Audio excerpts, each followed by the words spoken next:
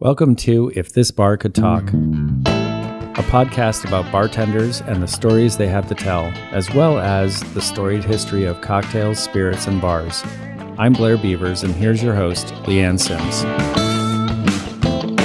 Tonight, we are talking to the winning team from the Espolon Tequila Cocktail Fights back in May, Sean Taylor and Derek Reno. Welcome to our podcast. Why, thank you. Thanks for having us. So that was the most exciting competition I think I've ever been to. It was like so much energy and so much fun. Like it was a blast from start to finish. It was wild. They when I found out how the way that cocktail competition was going to go, they're like, yeah, there's no admission fees. Like you get free drink tickets at the door. And I'm like, they want the crowd to be involved. They want the crowd to be like hyped. They were handing out like vuvuzuelas and stuff, and like just like bells. Yeah. It was wild and distracting, but it was so much fun because everyone had like something going on. Like we all had our own little individual things, And a good buzz going on, too. Yeah. It appears so. It appeared so, yeah. They actually told us right at the beginning, they're like, do not get intoxicated before you get on stage. Like, we do not want to have to deal with someone falling off stage. Right. And like, she's like, that Which happened happened. already. Yeah, she's like, that actually happened. Shit. Where someone got so drunk before they went on stage that they actually fell on Oh, stage. shit. That was poor planning. Yeah, right. They didn't say where it was, but like, so I took that. So not in Columbus. Not in Columbus. Okay. Thank God. Yeah. So it was Detroit versus Columbus. That's right. And it was themed. Or what did they say to you when you signed up? Like what were the parameters? What did you have to do? I mean, it was kind of like every team had to have a theme and a theme song. Okay. So like Jesse Hubbard over at Weston had like the NWO like wrestling theme. We were George Michael and Andrew Ridgely from Wham. And like everyone just had to have a thing. So it could be anything in the world. Literally So why anything. did you But pick you guys Wham? had a sax player. We did have a saxophone player, and that was crucial in my opinion. That was like because like No, essentially, yeah. Yeah, we tried to explain this on stage. Like, I mean, I know I didn't perform very well on stage when it came to like explaining things, but like, I have played Careless Whisper at the end of the night at Denmark for years. It's my end of the night song. I truly love that song, even though it's become a joke to some people. Like when they hear it, they're like, "Oh, It's Sean." not when they hear it. That's Yeah. why we picked it. Yeah, everyone that hears When it, they hear like, it, they love it. you that sax intro, like everyone hears it and they're just like, oh, I love this song. So to be honest, when we decided to do this, it was super last minute and we wanted to do something that we like knew we would like both associate with. And like Reno was actually like, listening to Wham when they were actually making music, and I kind of was a little bit more of a George Michael fan. Did you just call me old? Yes, I did. To your face. Yeah. Yes. I mean, I was pretty young. Still. But You're like, still younger than us, Derek. It was him. That was the inspiration for it. We've won now, so it's not like I'm trying to hide it. We signed up pretty last minute, and we were both going back and forth, and I was trying to be all cool and pick like weird hip hop and Public Enemy stuff. I'm like, no one's gonna get this. What both resonates with us, and it's just an organic thing that happens. We've done it. The last time I was there, I remember doing it.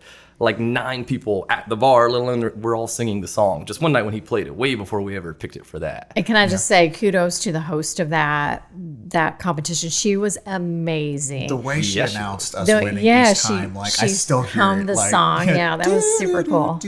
Yeah, I didn't get it either time she did it. I didn't realize what was going on. I thought she was just delaying for You dramatic guys actually effect. captured the picture of like when we actually won, Yeah. and like I'm like tweaking out, and like he's like still sitting there like he has no idea what's What? going on, like because she didn't say the Right. Cold Crush and Careless crew. She Right. just said do do do do, and it just like You can hear the sound. Everyone there clearly got it before me. I thought she was doing like the Ryan Seacrest, like, we'll be right back. But instead she was just playing her own outgoing Your music. theme song. Yeah. And I have to say, I was very surprised that you won. I'm glad that you did because I love you both. But You and us you both. did not finish in time. No, So- we didn't. I was positive we lost. So Like, your cocktail must have been a lot better than the other teams, right? Because you finished like what, a minute, probably a full minute after. Yeah, It was well, a full- it was they about a had full said minute, yeah. they had luckily, like a lot of people didn't know, but they had told us ahead of time that happens, and that if you did, it's not at all like an eliminating factor. It's just a point thing. Okay, you gotcha. lose 5 to 10 points for going past in time. We didn't plan on that. Yeah. Right. It happened that way. And then so we just lost those points, but made up for it otherwise, I suppose. And I think that the other team, there was a stipulation on a certain thing that had to be included, a certain bitter. It was I'm sure chili they- tincture. they were That was awesome. the thing. Yeah. Like they had, I'm pretty sure like Which was there a, was a like, dead sponsor. set rule. Yeah, and it was like there was a bitter sponsor, and like when they rolled, they had those huge dice that they rolled, and that was how we found out what drinks we had. It was like poolside, long and refreshing, and then chili tincture.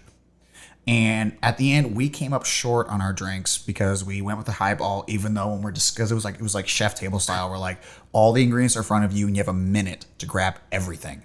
And so we thought some things were at our bar already, but we didn't actually grab them. Soda water, which is what we thought we had at our bar standard. And we're like, "Where's the soda water?" And our bar back's like, he points at the table, and we're like, "Oh shit!" That was a fun panic attack. Oddly, I was cool with all parts of it. No, it was, and I think like we actually got report cards from the judges like 2 months later, something like that.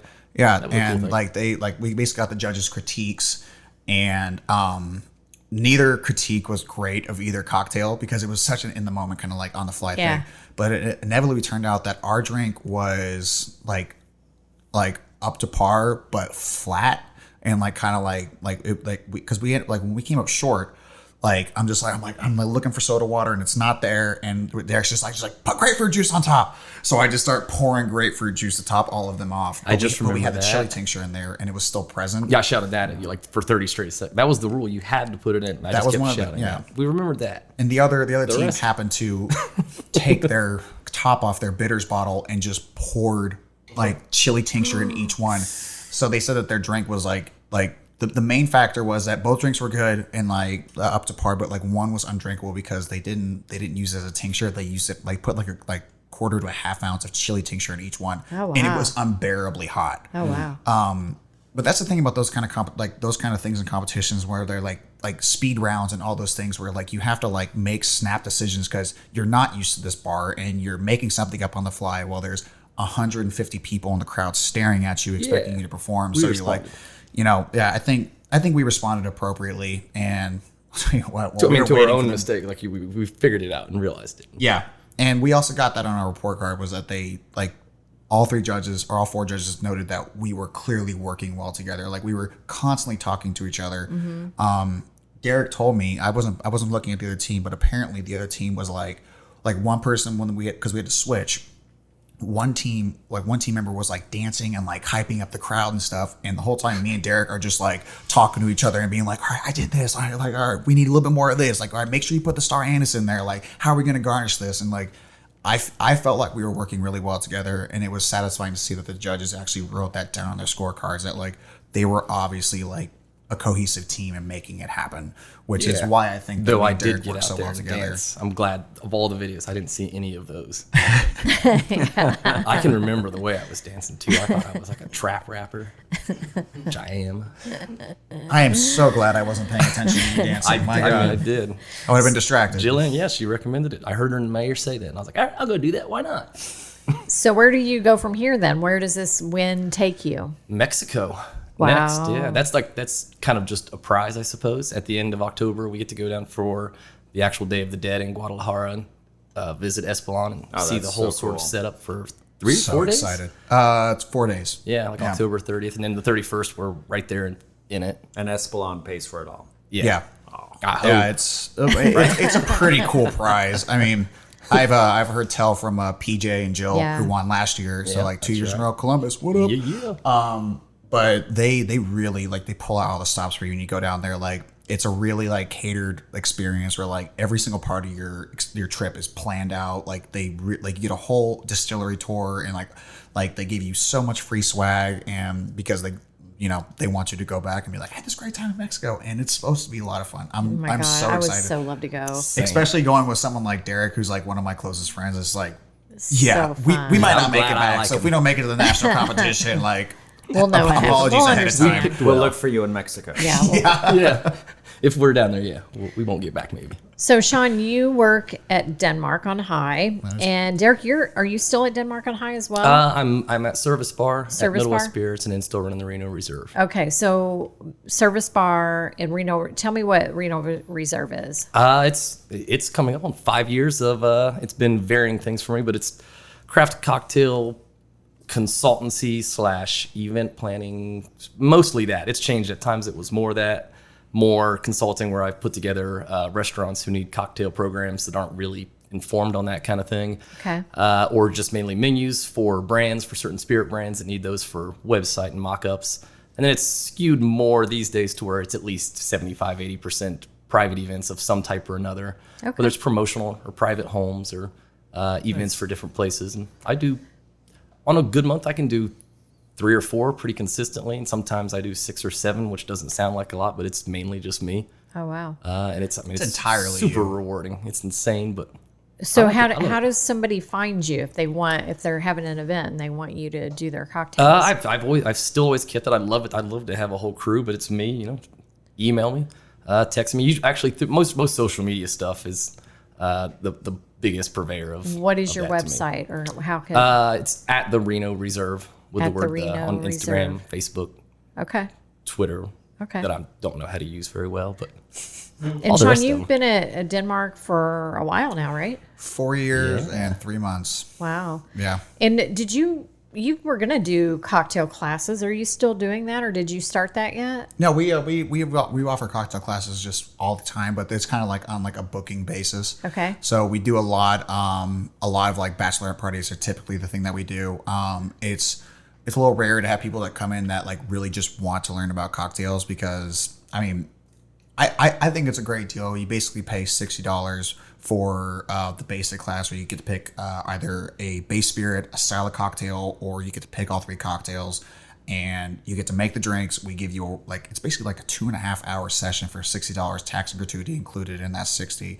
And you basically get either me or Gary White to like give you like a real private education on how to create drinks, the history of the spirit that's going into the drinks, history of the cocktail, like where it came from, like the hearsay and the legends about like the creation of the drink. And you get to make drinks with all your friends and like just hang out and like the get Denmark drunk ones and are stuff cool. like that. Who you doesn't know? love that? Yeah. Is there a maximum? How many people will you take? We try to keep it under 15 because we try to make sure that everyone has like a full blown station each. And that's a lot. So of they're barware. making them while you're instructing how to do it. So it's Yeah. total And then hands-on. and then That's drinking fun. them. So like Yeah, basically that's how I do 'em too, we yeah. take That's 20 it. minutes to like teach you how to make the drink, the history of the drink, 5 minutes to make the drink, and then you get 15 minutes of, we'll turn the music up, turn the lights on a little bit, and you just like hang out with your friends for 15 minutes, work on the cocktail, and then we'll start it up again for 3 times. So like it's a very involved process. We provide like snacks like hummus, and like we got like local things, OH chips and Nine Knots pretzels that we provide for people. I think it's a really great time, but it's one of those things that it's hard to get people to like want to do that when they're like, why don't I just go to your bar and I pay you to like just make the drinks for me. But I think Which it's a is lot. fine too. Yeah, for sure. But you're still Denmark. He's selling them short. You guys do a lot more than just the classes that not a lot of places do. yeah, Like lots of programming. They're balancing booking events in the North Room downstairs, as well as occasional stuff upstairs. That aren't always classes, but the whole bar upstairs is running, and there's 50 people downstairs, and they do it all the time, like really consistently. I think I don't know anywhere else. Not a lot of other places that do it like that often, and it's mainly the same crew that does it. there's it's 11 pretty good people that going work back at and Denmark forth. at all times. So I mean, like it's it's one of the few places where like been some Mouton's fun like ones. this, and like but like where like they say, oh, everyone here does everything. And, like it's rare that you actually see like where like that bartender's actually bar backing, kitchen, like serving and bartending all at the same time. And like Well, that's another. Yeah, you do food There are too. very few places that are truly primarily craft cocktail bars, right. and then also have some food. Yeah. Which, like, once again, like, Mouton does that, but, like, our kitchen's ever so slightly bigger. Like, they do cheese and charcuterie just like we do. But we also have a downstairs prep area. And I have a full-time prep chef downstairs constantly making pickled items, like, all the things that go on, everything that we could. If we can make it ourselves, we absolutely will, just because if you're gonna like have a nice experience, it shouldn't just involve the cocktails. Well, whenever we go in there on our cocktail tour, we point out to everyone on the menu, everything in red is house made, which is just about everything on the menu except for the base Just about. spirit. yeah, We which don't is make very bourbon cool. and we don't make the cheese or meats, but like I don't think we're legally allowed to do any of those things. So if we can make it ourselves, we absolutely will. So, Derek, you have an amazing chef at Service Bar, Avishar. We do indeed, yeah. So, do you collaborate with him at all on the cocktails, or do you guys pretty much do? I have been able to.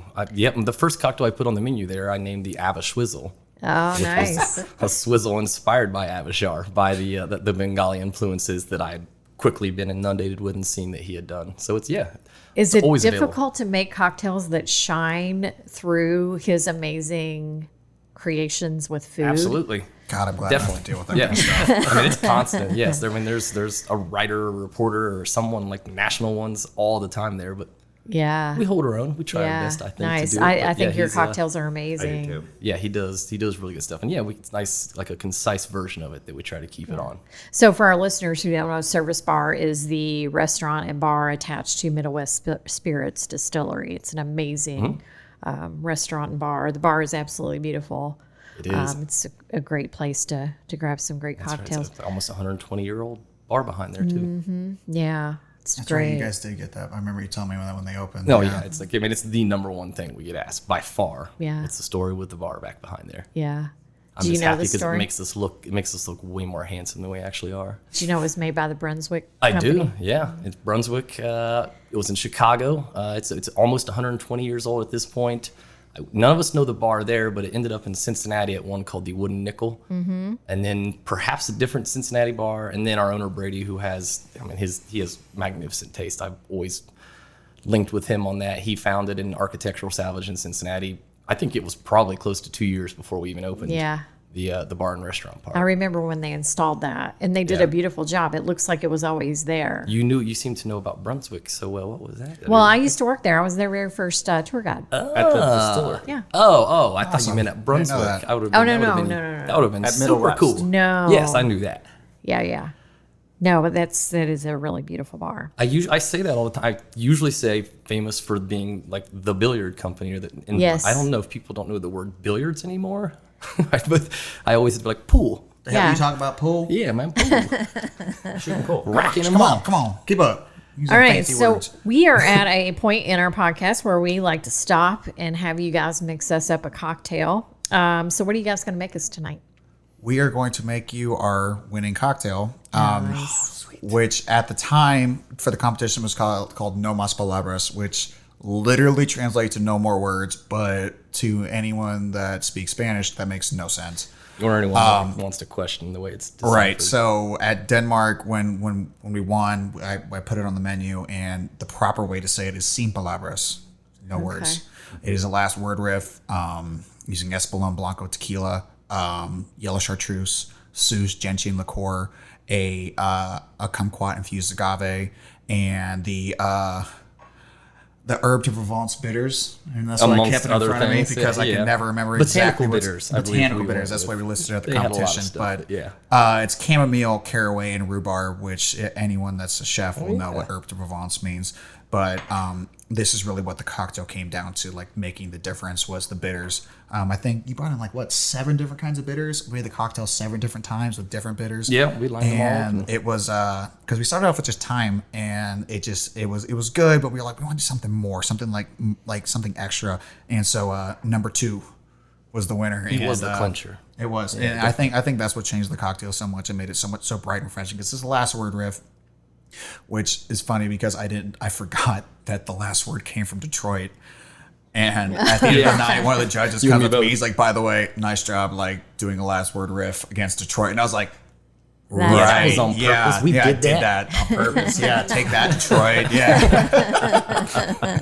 That's hilarious. Okay, well, we're going to take a break, and you're going to make us a cocktail. And should we cue the music? Yes, we'll be right back. Yeah.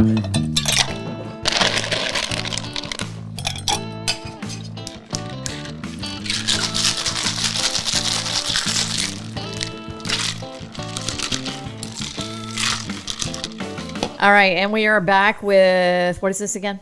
The Sin Palabras. what he said. Sin palabras. Sin Without All palabras. right. Cheers. Cheers. Cheers. Cheers, indeed. Thank you. It's a very bright yellow, Yeah, It's like highlighter yellow. fluorescent almost.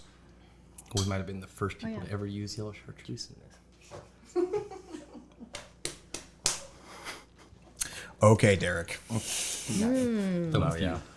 So you didn't put a garnish on this, but during the competition you did. What was the garnish? We had a slightly dehydrated thyme twig, like just a little sort of thistle of it, and then we curly cued a dried lemon or a lemon twist around it, and then some dried kumquats with little tiny floral floats on it. That was really good. It's there's like 6 cocktails ever. And we all know this. There's like 6 drinks, and then we all kind of riff off those drinks. And Last Word is one of those drinks.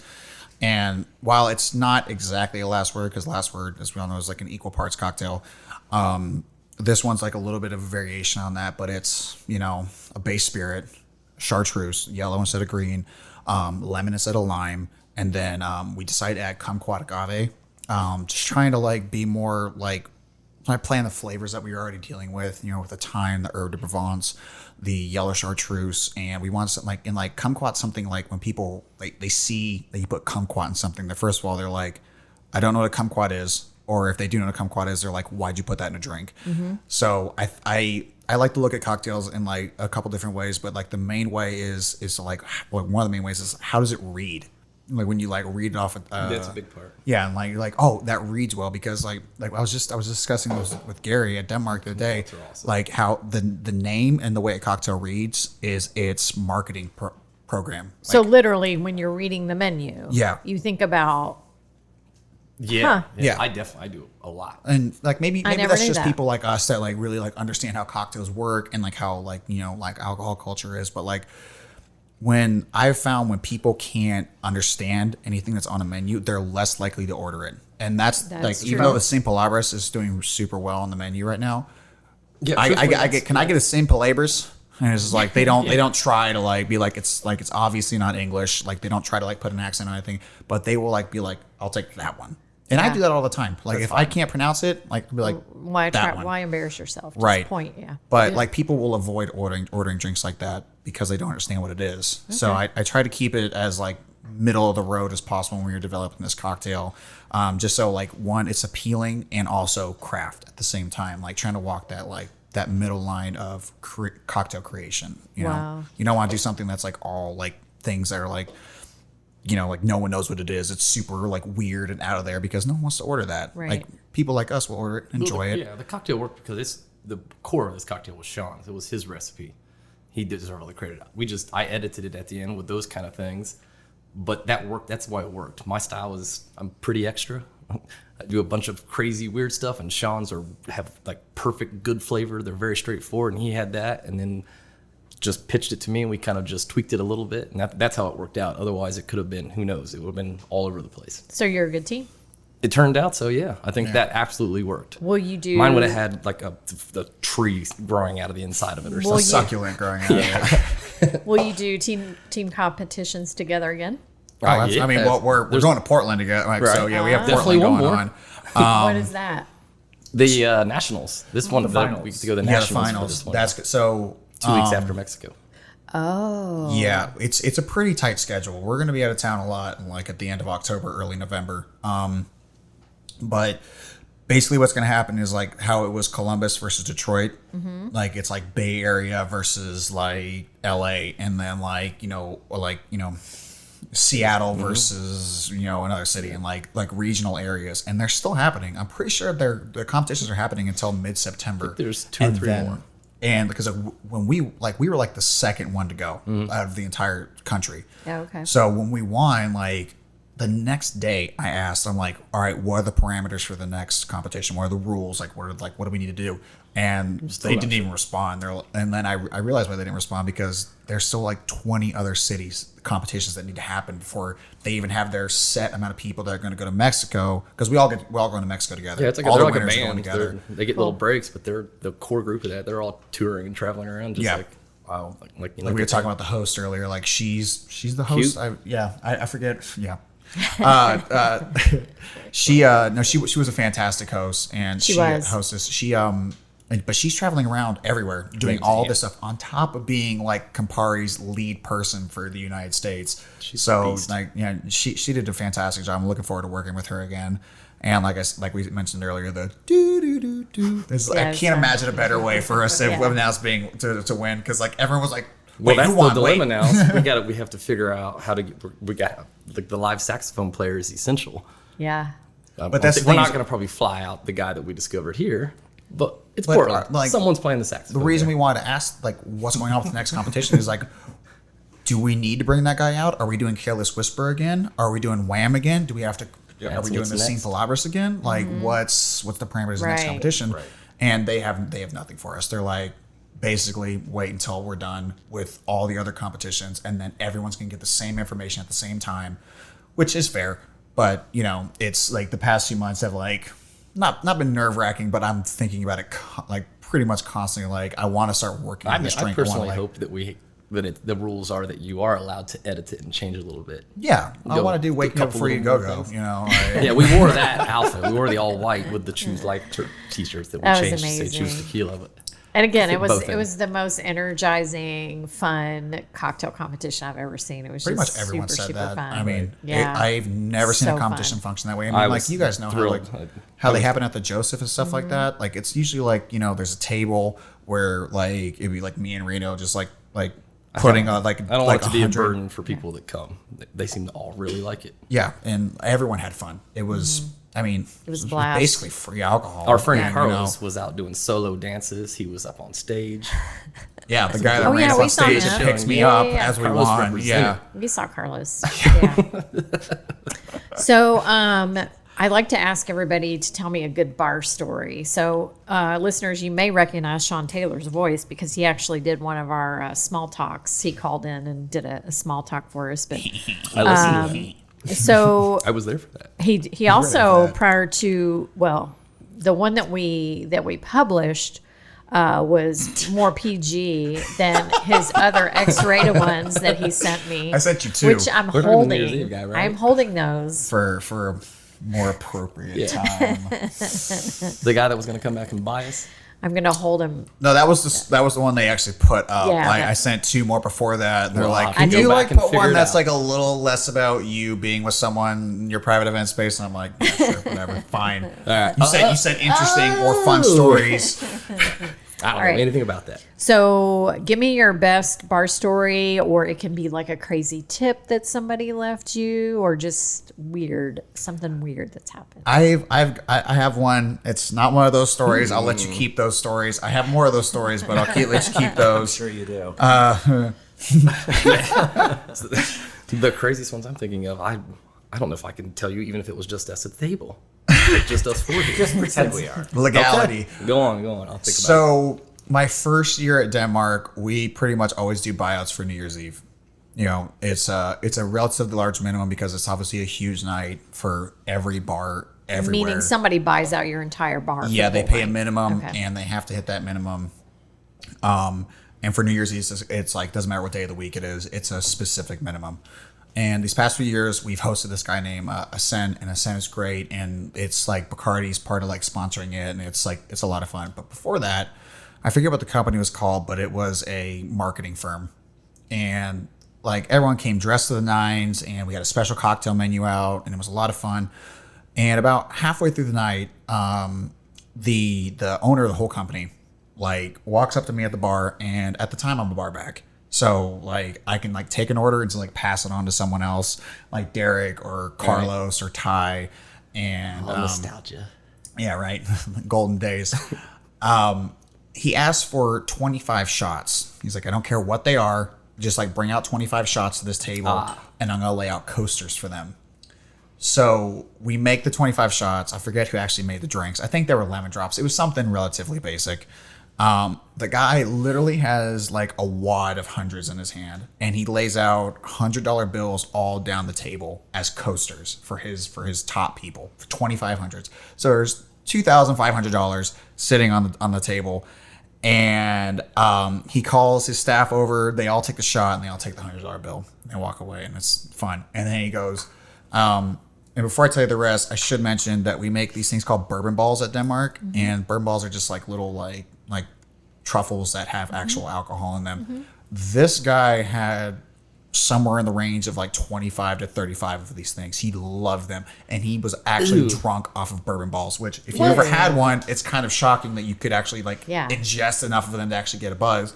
This guy did it. I've never seen it since. It's kind of gross. Yeah. But he was feeling it, and he yells at Gary. He's like, how many people are on your staff tonight? And Gary kind of like turns around and looks and counts, and then like goes like 10. And he goes, make 10 more shots and bring him out. This guy lays out $1,000 on the table. And he calls us all out, and we walk out there, and he's like, cheers, Happy New Year's. And they just gave us all $100. Not on top of like the $7,000 minimum we have with an automatic 20% on top. On top of all the tips that everyone else was giving us, he just like handed each one of the staff $100, which that's in cool. hindsight, there's places like there are nicer cocktail lounges than Denmark where people spend a lot more money, but we're a relatively expensive location. So like tips are relatively good. Checks are typically larger. But for an event, just to be like, oh yeah, I'm just gonna drop $1,000 real quick. I have this extra $1,000 in my hand. That was probably one of the most wild things I've ever experienced in the industry. Period. That's great. Yeah, it was. Yeah, you picked Kudos nice to that guy, one. whoever he was. Yeah, that bought my PlayStation 4. So You can get a Bless PlayStation that 4 man. for $100. no, it was just that extra 100 I needed. No, I haven't. Because I also received know about like Nintendo. $250 at the end of the night in regular tips. Nice. So I for like some places like walking out with $350 is like, oh, it was a Friday night, whatever. For a craft cocktail bartender to walk out with anything over $200 is like, yeah, like that's good money, That's awesome.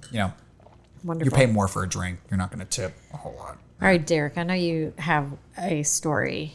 I mean, now I feel bad. I'm upset that the craziest one I can think of, and it's one you've probably heard it, but I'm trying to figure out the wording to say. It's nuts. It's kind of crazy. There's some risque parts so of it. I'll tell it. Tell it, and then if it's horrible, we'll have Hansberry edit it out. Well, I can have a backup. God, I hope for this it if makes it the doesn't final work. cut, because if I was listening, I'd be like, oh God, I can't wait to hear this. All right, fine. Yeah, okay, I'm going for it. So I happen to have spent quite a few years in we'll just go with an extremely well-known restaurant group here in Columbus. I opened one of their properties in a management role, but I was the beverage director there, so I was still constantly with the bar, and we'll leave it that for. I'll gladly tell you who it is otherwise. And the opening of the place was the first thing that this restaurant group had opened in quite a while. So the intensity of notice and the influx of people and all those kind of things that came with it were nonstop. Like, so much crazy stuff happened in the first 6 months. Like walking in on activities in the restrooms and things that I saw explicitly clear. It just was happening all the time. It just became like a story that would happen. So a few months into that, we're on like a busy Friday or Saturday night, and also the staff that we had when we opened were both amazing. They were great. They were like the most enthusiastic, just go-getting group of people we ever had, but they also were part of all that influx. So they were like, there was always something like that was important going on, or something crazy that you had to check out. And sometimes it's almost like that cry wolf thing where they come up and tell you something and you go out and find out what it was. And I was like, all right, that's not as crazy as it seems. We can handle that. And one of the servers came and got me one night from the bar area to let me know that this table at a very glaringly noticeable spot in the dining room was doing something off and weird, and that everyone was noticing it, but they were so what's the word, like it was so like urgent that they didn't really break it down for me what it was. And I guess I had gotten so used to that happening that I was like, all right, let's go see what this thing is. It's probably not that crazy. And as I came around the corner though, I noticed that every table I went to, and there was 5 different tables as I got close to it, and they just had these looks in their eyes at me like, thank you, big giant eyeballs, like, go handle that, Deer go fix that. sort of thing. And so that's, of course that happens in like 7 seconds. And I'm like, what am I coming up to? And I got to the corner table where this guy and this woman this couple were, who I had seen before. They were being very, PDA. They were being, in love and cuddly and touchy and whatever. It's a Saturday night. Jealous. Might as well. But as I got closer, I'm stuttering now because I don't know how to make this not sound dirty. It already So sounds I'm just dirty, gonna just dive in. I'll also say that this restaurant and bar has very ornate flatware on the handle ends, and that very ornate rounded flatware opposite end. The gentleman was probing for pleasure with his guest. Probing for pleasure, that's a cocktail name. Write that one down, by the way. For pleasure. I do like it. And I saw it for pleasure. under the table, But they were doing it so that everybody could see. It was glaring. It was crazily glaring. And I kind of just stopped and just looked at him. I remember making eye contact with a guy, and he's looking at me and his hands down here, and just kind of paused, and I just started nodding my head like a disappointed father. Well, Derek, I'm going to need you to be more specific because I'm not quite sure I understand what you mean.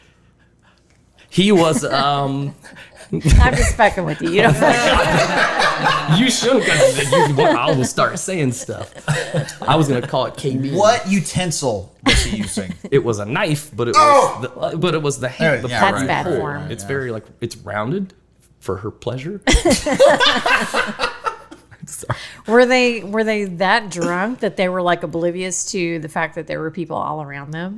I'm not sure that it was meant to be as voyeuristic as it became. So what did you say? Excuse in me, those sir, that's situations, what they're especially in this company. That's not what that's for.